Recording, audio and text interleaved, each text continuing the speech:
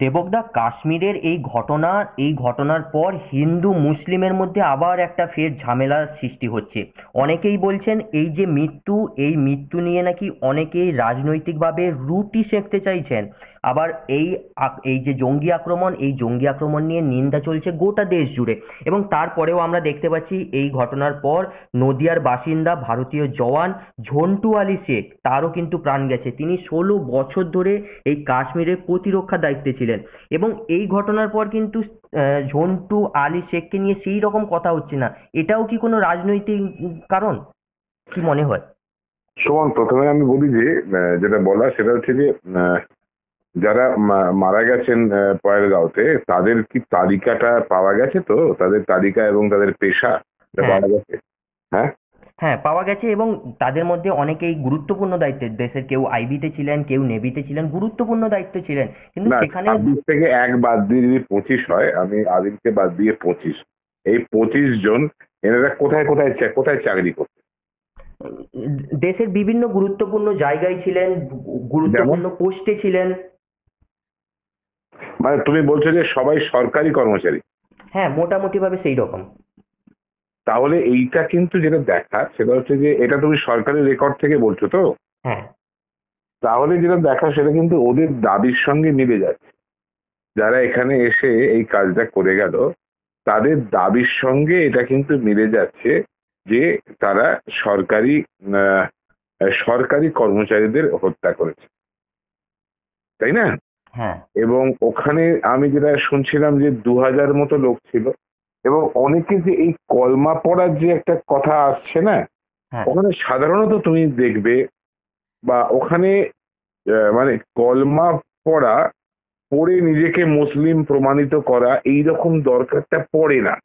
তার কারণ কাশ্মীরে ভারতের যে যে জায়গা থেকে যায়, ভারতে যেহেতু সিংহভাগ হিন্দু, সুতরাং হিন্দু জনসংখ্যাই বেশি হয়। মুসলিমরা যায় না তো তা বলছি না, নিশ্চয়ই যায়, কিন্তু জেনারেলি হিন্দু জনসংখ্যা বেশি হয়।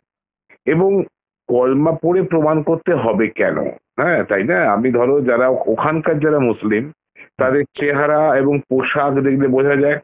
হ্যাঁ, হ্যাঁ, তাদের চেহারা এবং পোশাক দেখলে বোঝা যাচ্ছে যে এরা মুসলিম। আমি যদি কলমা পড়ো ভাই বলে ডাকাত, তো জঙ্গিদের দরকার পড়ার কথা নয়। আর দুই হচ্ছে যে ধরো, যদি টুরিস্ট হিসেবে কেউ দোকানে গিয়ে থাকে, মুসলিম টুরিস্ট হিসেবে কেউ গিয়ে থাকে, তাহলেও সে যদি মানে ওদের ধর্মের নিয়ম কানুন অনুসারী কোনো মুসলিম হন, মানে প্র্যাকটিশনার বলা ভালো, ধর্মের প্র্যাকটিশনার কোনো মুসলিম হন, তাহলেও তাকে তার দাড়ি দিয়ে টুপি দিয়ে চেনার কথা। হুম, হ্যাঁ, তোমার গোড়ালির ওপরে পাজামা এবং হাঁটুর নিচে পাঞ্জাবি, কুর্তা যাকে বলে, এই পোশাকের যে ধরন, এই পোশাকের ধরন দিয়ে চেনার কথা। হুম। হুম, হুম, এবং প্যান্ট পরলেও তাই, ওখানে শীতের ওখানে প্যান্ট পরলেও তাই। এবারে কলমা পড়ার প্রয়োজনটা হলো কেন, আমি এটা ঠিক পরিষ্কার না। ওখানে সাধারণভাবে যা থাকে, এখন কথা হচ্ছে যে এইটা বললে এইটা কাদের সুবিধে হচ্ছে? হুম। এইটা বললে ইনস্ট্যান্ট সুবিধে নেই। তুমি তোমার প্রশ্নে আমি অবশ্যই ফিরবো সুমন। হ্যাঁ, এটা বললে সুবিধেটা কাদের হচ্ছে? 2024-এ বিজেপি কিন্তু অশনির সংকেত দেখেছে। কপাল জোরে সরকারটা রয়ে গেছে, তাও সরকারটা আর আহ, মানে মোদী সরকার নেই। হ্যাঁ, জোট সরকার। হ্যাঁ, মোদী সরকার নেই, জোট সরকার হয়ে গেছে। হ্যাঁ, তার ফলে তো অশনির সংকেত বিজেপি দেখে। এই 24-এ মানুষ কি বলছে এইবারে, এইবারে আর একবার করে একটা যুদ্ধের জিগির, একটা ধর্ম ধর্মোন্মাদ, মানে কি বলবো এটাকে, ধর্মের যে উন্মাদনা, তার যে জিগির, হিন্দুত্বের যে জিগির, এবং মুসলিমদের প্রতি একটা বিদ্বেষের যে জিগির, এইটা তুলে দিতে পারলে, এইটা তুলে দিতে পারলে বিজেপি ভাবছে আহ, সামনে বিধানসভা তো রয়েছেই কয়েকটা, হ্যাঁ, তাদের লোকসভা নির্বাচনে সুবিধে হবে, সুবিধে হবে। এইটা এইটা কিন্তু রাজনৈতিক বিশ্লেষণে এইটা আসার কথা, কিন্তু একদম ডাইরেক্ট। আজকে তুমি দেখো, হুম, আজকে তুমি যে কথা এক্ষুনি বলছিলে, চন্টু আলী শেখ। হ্যাঁ। আমি এখনো পর্যন্ত আমার কাছে খবর নেই অধীর চৌধুরী গেছিলেন ওর বাড়িতে, আমি শুনেছি। শুভেন্দু অধিকারী বা বিজেপির কেউ ওর বাড়িতে গেছেন কিনা আমি জানি না। হুম। হুম। শুভঙ্কর সরকার কংগ্রেসের সভাপতি, তিনি আমাদের এই রিসরাতে এসেছিলেন যে ছেলেটিকে বিএসএফ হ্যাঁ, বিএসএফ এর যে পিকে সাউ হুগলি। পিকে সাউ, রাইট। হ্যাঁ। হ্যাঁ, তাকে যে ওরা বন্দি করে রেখেছে। হ্যাঁ। ভাবো যখন ওখানে এই ধরনের বাগাড়ম্বর চলছে, আহ এইরকম ভাবে, মানে কি অকল্পনীয় অভাবনীয়, স্বপ্নে ভাবতে পারবেন না এইরকম একটা যে করবেন। হাসতে হাসতে চলে গেছে, তারা পালিয়ে গেছে, এবার তাদের আবার খুঁজে খুঁজে মারতে হবে। হ্যাঁ। না, এই যে একটা লুকোচুরি খেলা, এই লুকোচুরিতে লুকোচুরির যে ঘোষণা করে এসছেন বিহারে গিয়ে মোদি, টুকি টুকি খেলার, তা সেইটা তোমার কি হচ্ছে, এই সমস্ত হচ্ছে এতে।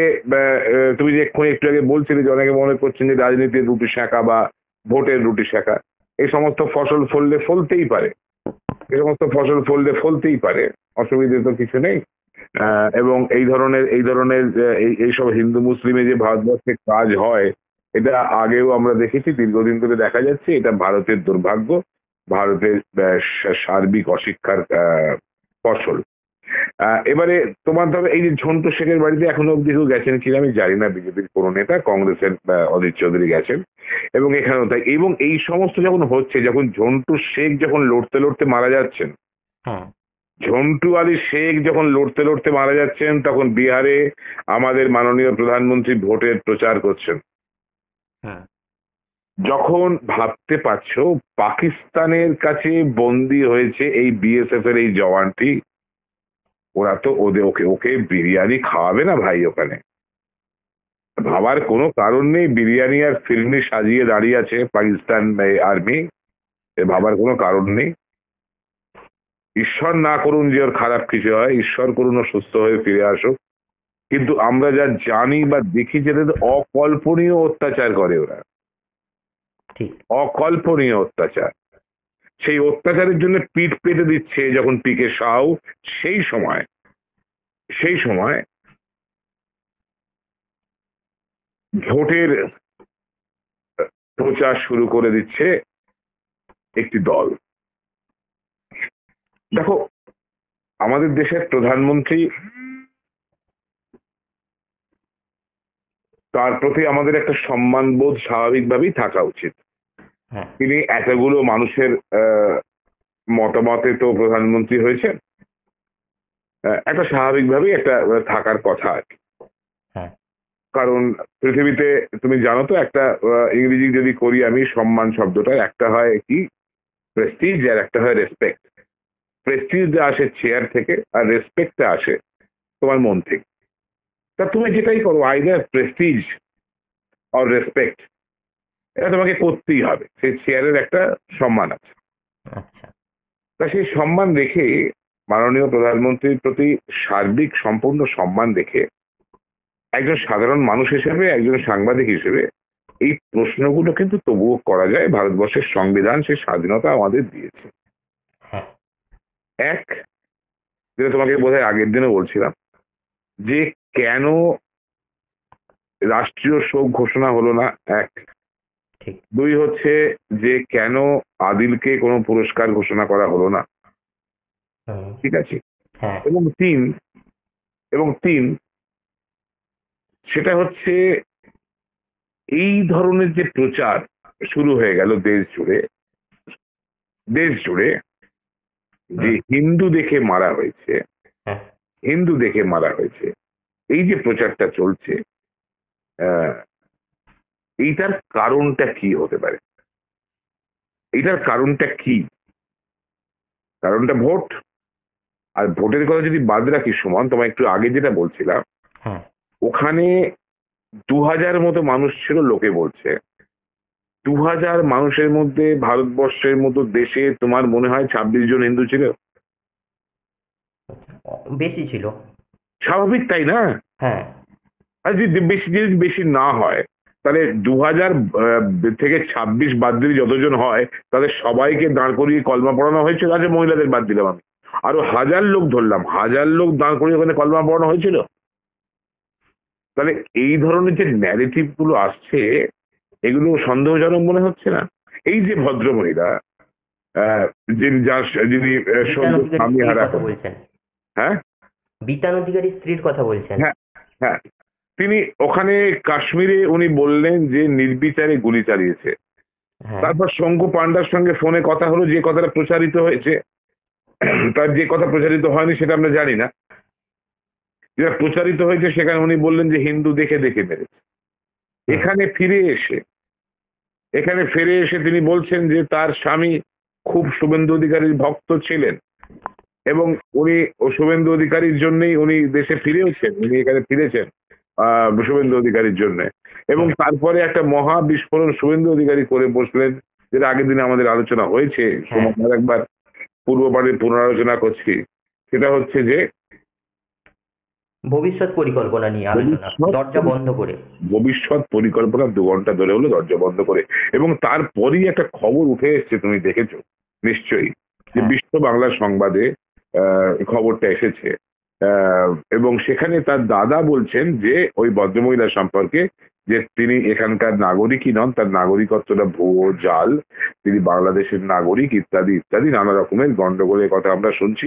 এবং সেটার চেয়েও বড় কথা সে নয় হলো, সেটার চেয়েও বড় কথা ওই ক্রাউড ফান্ডিং, ক্রাউড কি বলে শব্দটা? Crowd funding. ওকে, ক্রাউড মানে ক্রাউড না ক্লাউড, হোয়াট ইজ ইট?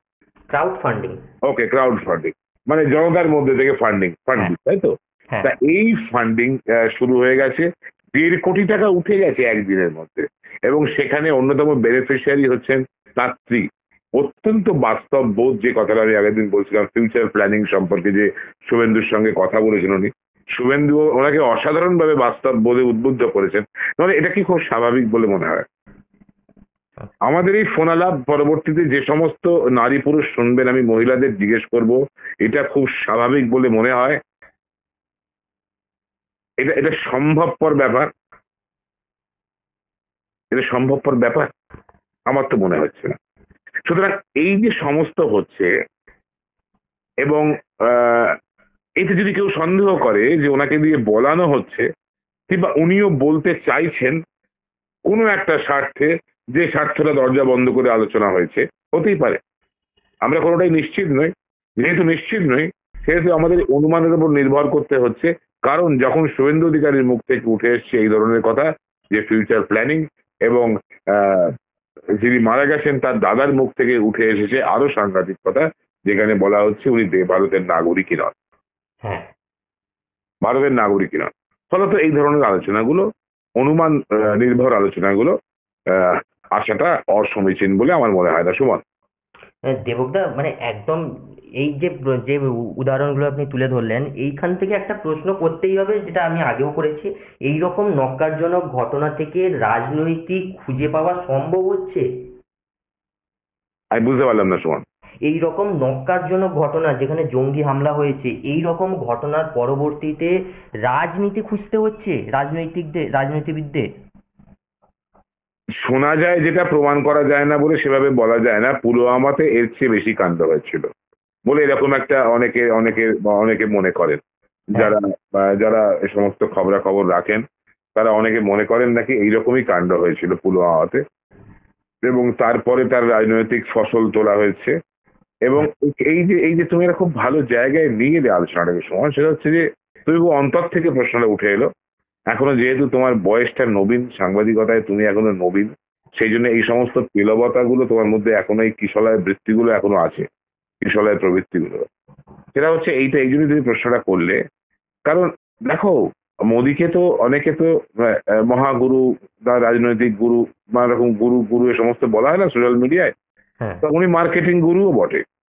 উনি যেভাবে উনি আইদার উনি মার্কেটিং গুরু, কিংবা উনি যে মার্কেটিং গুরু তার উনি পোস্টার, হোয়াট এভার, যাই হোক না কেন।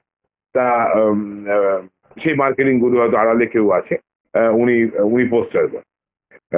তা যাই হোক না কেন, তা এই যে তত্ত্ব ভারতবর্ষের মধ্যে একটা বহুত্ববাদী ভারতবর্ষে তারা যে চালু করার নিরন্তর চেষ্টা করছেন, অনেক ক্ষেত্রে সফল হচ্ছেন। এবং মানুষ তো স্লিপে চড়তে পছন্দ করে, নিচের দিকে গড়িয়ে যেতে পছন্দ করে, বুঝলে? আরাম হয় না, একটা শিহরণ হয় না সুমন, দিয়ে স্লিপ চাপতে, সিঁড়ি দিয়ে উঠতে কষ্ট হয়, হাঁপাতে হয়। তার ফলে তো অবতরণটা অনেক মানুষের কাছে খুব প্রিয়। হ্যাঁ, ভারতবর্ষকে মধ্যযুগের দিকে নিয়ে যাওয়া হচ্ছে। মধ্যযুগে নিয়ে যাওয়া হচ্ছে না চলে গেছে আমি ঠিক নিশ্চিত নই। যাই হোক, মধ্যযুগের দিকে নিয়ে যাওয়া হচ্ছে বললেই আমার ভালো লাগবে। মধ্যযুগের দিকে নিয়ে যাওয়া হচ্ছে। তা সেই পথে অনেকেই ভেসে যাচ্ছেন, এবং এই যারা ভেসে যাচ্ছেন তারা বুঝতে পারবেন হোয়াট ইজ হোয়াট, সেটা পরের কথা। কিন্তু ব্যাপারটা হচ্ছে, তুমি যে কথাটা বলছিলে এই মার্কেটিং এর কথা, আমি বলি মৃত্যু মার্কেটিং এটাকে বলে। তুমি যেটা বলতে চাইছো হচ্ছে মৃত্যু মার্কেটিং। ভোটের বাজারে 26-এর ভোটের বাজার, তার আগে বিহারের ভোটের বাজার তো আছেই, 26টা পরের কথা, এখনই আলোচনায় আসছে না। বিহারের ভোটের বাজার, এবং এরা বিজেপি এই সমস্ত ব্যাপারে অত্যন্ত সক্রিয়, তারা অত্যন্ত আগে থেকে প্রস্তুতি নিয়ে থাকে।